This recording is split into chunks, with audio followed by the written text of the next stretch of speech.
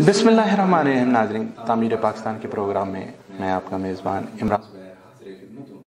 नाज़रीन, जैसा कि आप जानते हैं, हम हर दफ़ा एक नया प्रोग्राम, नया टॉपिक जो आम सादा लफ्ज़ों में एक्सप्लेन कर सकते हैं वो बयान करते हैं। और आज जो हम जिस टॉपिक को ज़ेर बहस लाएंगे वो है सप्लिकेशन या दुआ, जो कि हर बंदा करता है। अपने मज़हब के हिसाब से उसका तरीका डिफरेंट होता है। जैसा कि आप जानते हैं कि हमारे साथ डॉक्टर यूसुफ शाह साहब मौजूद होते हैं, जो कि एक डेंटिस्ट हैं, मुसन्निफ़ भी हैं, शायर भी हैं, स्कॉलर भी हैं। क्या क्या इनका तारुफ़ करवाया जाए। नाज़रीन, आइए इनसे बात करते हैं। जी डॉक्टर साहब, बहुत शुक्रिया। कैसे हैं? आज डॉक्टर साहब बड़ा सिंपल सा टॉपिक है, दुआ जो हर बंदा जानता है। पहले तो आप इस पर रोशनी डालें, ये होती क्या है? बिस्मिल्लाहिर्रहमानिर्रहीम। इमरान, दुआ जो है इसका मतलब, लफ्ज़ी मतलब तो पुकार है। ओके। उर्दू में हम जब किसी को मदद के लिए बुलाया जाता है तो उसके लिए लफ्ज़ पुकार इस्तेमाल करते हैं। ठीक है। तो दुआ का जो लफ्ज़ी मायनी है वो है किसी को मदद के लिए पुकारना। तो जो दूसरा इसका जो इस्तिलाही या मज़हब में है वो है खुदा से हर काम में उसकी मदद तलब करना। ठीक है। और तौफीक मांगना। सही। तो जहाँ तक इसका लफ्ज़ी मतलब है वो है पुकार। अब इसमें हम ये समझ लें कि जब किसी को पुकारा जाता है तो हम इसके दो साफ हिस्से कर सकते हैं, एक पुकारने वाला और एक जिसको पुकारा जाए। ठीक है। और इनके दरमियान जो इल्लत और ताल्लुक़ है वो है ज़रूरत का। सही। कि ज़ाहिर है कि जिसने पुकारना है उसको ज़रूरत है, और वो जिसको पुकार रहा है वो समझता है कि वो उसकी ज़रूरत पूरी कर सकता है। ठीक है। तो इसके हम यानी जो जुज़ियात कर लें तो ये तीन इसके जुज़ बन जाते हैं। अब इसमें हम ये भी समझ लें कि जिसको पुकारा जाता है उसकी कुछ ऐसी चीज़ें हैं जिनकी वजह से उसे पुकारा जाएगा। ओके। देखें, अगर एक शख्स तकलीफ़ में है या किसी मुसीबत में है सही। तो वो उसको पुकारेगा जो मौजूद हो, पहली बात। ठीक है। दूसरी बात, जो उसको सुन सके। मिसाल के तौर पे मेरे सामने अगर कोई एक टीवी में शख्स मौजूद है तो मैं उसे पुकारूंगा, वो मुझे सुन नहीं सकेगा। हाँ, बेशक। हाँ, पहली बात तो ये कि उसका मौजूद होना, फिर ये कि वो उसको सुन सके, फिर तीसरी बात ये है कि वो उसको समझ सके कि ये क्या कह रहा है। फ़र्ज़ करें अगर ज़ुबान ही मुख्तलिफ हो तो वो शायद समझ नहीं सकेगा। सही। और चौथी बात ये है कि वो इस काबिल हो कि वो उसकी मुसीबत का हल कर सके। ठीक है। और पांचवी बात ये भी है कि अगर बहुत सारे लोग खड़े हों और मैं समझता हूँ कि इनमें से एक से ज़्यादा लोग भी मेरा मसला हल कर सकते हैं, तो मैं उसको बुलाऊंगा जिसे मैं जानता हूँ, जो सबसे ज़्यादा मेरे करीब होगा। ठीक तो है। ये 5 अज्ज़ा हैं जो पुकारने वाला जब पुकारता है किसी को मदद के लिए तो उसमें शामिल होते हैं। ठीक है। तो उसके ये अगर जुज़ियात पूरी हों तो इसको दुआ में अगर हम शामिल कर लिया जाए तो जब बंदा खुदा से दुआ करता है तो वो ये यकीन करता है कि खुदा मौजूद है, वो ये यकीन करता है कि खुदा सुन रहा है। ठीक है। उसे इस बात का यकीन है कि खुदा समझता है कि वो क्या कह रहा है, और उसे इस बात का भी यकीन है कि खुदा उसकी मुसीबत का हल कर सकता है। ठीक। और वो ये भी मानता है कि खुदा से ज़्यादा उसके नज़दीक कोई और नहीं, अपना कोई और नहीं। ठीक है। अच्छा डॉक्टर साहब, फिर कबूलियत 100% अगर नहीं तो फिर पॉसिबिलिटी है कहीं ना कहीं तो रिजेक्शन है, और उसकी रीज़न क्या होगी? हाँ, देखिए, दुआ के मुतल्लिक जो हमें मिलता है ये तो एक तो पुकार है कि आपकी एक आदमी जब मुसीबत में है, चाहे वो मुसीबत में अपने ही कामों की वजह से पड़ा हो, ओके, ये भी हो सकता है वो दूसरों की वजह हो, लेकिन इसमें कोई शक नहीं कि ये पुकार सुनी जाती है। इसके दरमियान कोई गैप नहीं है। यानी आप यूँ समझ लें कि ये इबादत का वो हिस्सा है या खुदा और आदमी का वो ताल्लुक़ है जिसके दरमियान कुछ नहीं है। अच्छा। आप देखें ना, वो इकबाल ने कहा था कि क्यों खालिक व मखलूक में हायल रहे पर्दे, पीराने कलीसा को कलीसा से उठा दो। तो ये जो खालिक व मखलूक के दरमियान पर्दे हैं ना, ये दुआ में नहीं होते।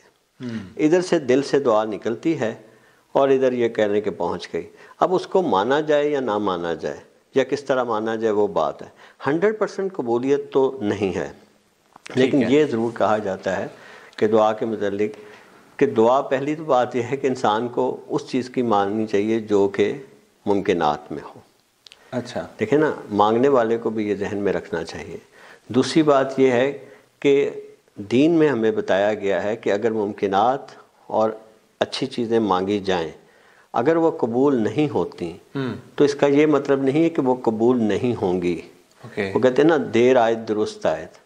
دعا میں دیر ہو سکتی ہے، اور یہ بھی ہوتا ہے، حضور کی حدیث ہے کہ انسان کی جو دعا ہے وہ اس وقت تک قبولیت کے در پہ رہتی ہے. الفاظ میں آگے پیچھے کر سکتا ہوں. اس کا مفہوم یہ ہے کہ جب تک انسان یہ نہ کہنا شروع کر دے کہ میری تو دعا قبول ہی نہیں ہوتی. اچھا، یعنی جب تک آس، امید اور خدا کی رحمت سے قائم ہے تو دعا کے بر آنے کی امید بھی ہے. جب خدا سے رحمت اور اس کی آس پہ امید کم ہو جاتی ہے تو پھر دعا کا تعلق بھی کمزور پڑ جاتا ہے. اچھا، اسی وجہ سے کہا جاتا ہے کہ مایوسی گناہ ہے. مایوسی گناہ ہے. مطلب آپ کا اگر یقین کامل ہے جی تو پھر دعائیں بھی قبول ہوتی ہیں. ہاں، اور اس میں یہ بھی ہے کہ دیکھیں، ہم جانتے ہیں کہ دنیا میں سب لوگوں کی سب دعائیں قبول نہیں ہوتی. بے شک.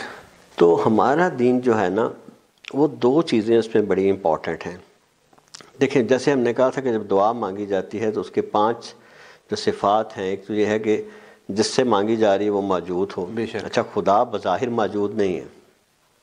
ہاں، ہماری آنکھ نہیں دیکھ سکتی. دیکھیں نا، وہ کہیں وہ مسجود تھے پتھر، کہیں معبود شجر، مانتا پھر کوئی اندیکھے خدا کو کیوں کر، خوگرے پیکرے محسوس تھے انسان کی نظر. اقبال کہتا ہے کہ وہ انسان تو اس بات کا عادی ہو گیا تھا کہ وہ جس چیز کو دیکھے اسی کو مانے. لیکن یہاں تو اندیکھا ہے نا. اور اس میں لیکن قرآن جب شروع کرتا ہے، اپنا آغاز کرتا ہے، الف لام میم ذالک الکتاب لا ریب فیہ ھدی للمتقین الذین یؤمنون بالغیب. ٹھیک ہے. پہلی شرط جو رکھی ہے کہ جو ایمان غیب پر لاتے ہیں. اور دعا کا یہ رشتہ دیکھیں عجیب سا ہے کہ نہ مانگنے والا سامنے موجود ہے، اور سچی بات یہ ہے کہ کوئی ایسا رشتہ بھی نہیں پتا کہ وہ سن رہا ہے. ٹھیک ہے نا. اور وہ آگے سے آواز بھی نہیں آتی آسمان سے. وہ جو اقبال نے کہا تھا کہ وہ آتا افلاک سے آتا ہے نالوں کا جواب آخر، اٹھتے ہیں حجاب آخر، ہوتا ہے خطاب آخر. تو بظاہر کوئی جواب بھی نہیں آ رہا.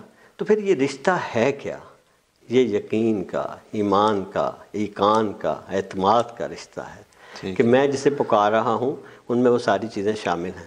تو دعا اس کے باوجود بھی اگر قبول نہیں ہو رہی، حضور کی حدیث ہے کہ انسان کو جنت شاید ان دعاؤں کی وجہ سے ملے گی جو قبول نہیں ہوئی. مطلب یہ درجات ایک لحاظ سے سمجھ لیں کمپنسیشن. وہ خواہشیں، وہ آرزوئیں جو دعاؤں تک تو پہنچیں لیکن قبول نہیں ہوئیں، تو وہ شاید انسان کے لیے بعد میں اس کی کمپنسیشن کہ تم نے یہ گناہ بھی کیے تھے معاف ہو گئے، تم نے یہ بھی کیے تھے تمہیں نہیں عطا ہوا، چلو اس کے بدلے ادھر آ جاؤ. اچھا ڈاکٹر صاحب، یہاں پر یہ ایک کویسچن سامنے آتا ہے کہ ہم تو کہہ رہے ہیں کہ ہماری دعا قبول ہوتی ہے، اس کے 3 درجے بن جاتے ہیں، لیکن کیا یہ دعا کا ایلیمنٹ صرف مسلمانوں کے لیے؟ نہیں، ایسا نہیں ہے. دیکھیں، دعا ہر مذہب میں تھی، اور ایون اگر کسی کا کسی مذہب سے تعلق نہیں، اس کا اپنے خالق سے مخلوق کا رشتہ تو قائم ہے نا. 6واں سپارہ جب شروع ہوتا ہے تو وہ آیت سے شروع ہوتا ہے لا یحب اللہ جہرا، کہ اس میں اللہ پاک فرماتے ہیں کہ میں کسی کو نہیں چاہتا، اونچی آواز اللہ کو کسی کی نہیں پسند مگر اس کی جس کا دل دکھے. اچھا، یہ جو دل کے دکھنے کے، اس میں کسی مذہب کا کوئی نام نہیں ہے. اور دیکھیں نا، حضور سے کہ اللہ نے کیا کہا، اذا سألک عبادی انی فانی قریب. میرے بندے آپ سے پوچھتے ہیں کہ میں کہاں ہوں میرے متعلق، تو کہیے میں قریب ہوں. اب یہ نہیں کہا آپ سے مسلمان پوچھتے ہیں، اچھا، یہ نہیں کہا آپ سے مومنین پوچھتے ہیں. اذا سألک عبادی، جب میرے بندے آپ سے پوچھیں. بندے تو ساری دنیا ہے، مخلوق ہے. بے شک. آگے سے جواب کیا ہے، فانی قریب، تو میں قریب ہوں. اجیب الدعوت الداعی اذا دعان. اب یہاں پھر کسی ایمان فرقے کا ذکر نہیں ہے.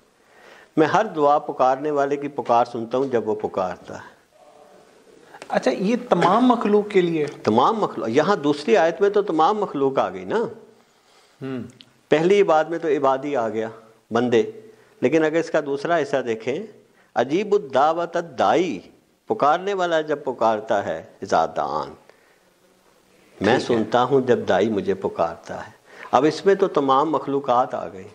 ناظرین، وقت ہوا ہے ایک وقفے کا، ملتے ہیں بریک کے بعد.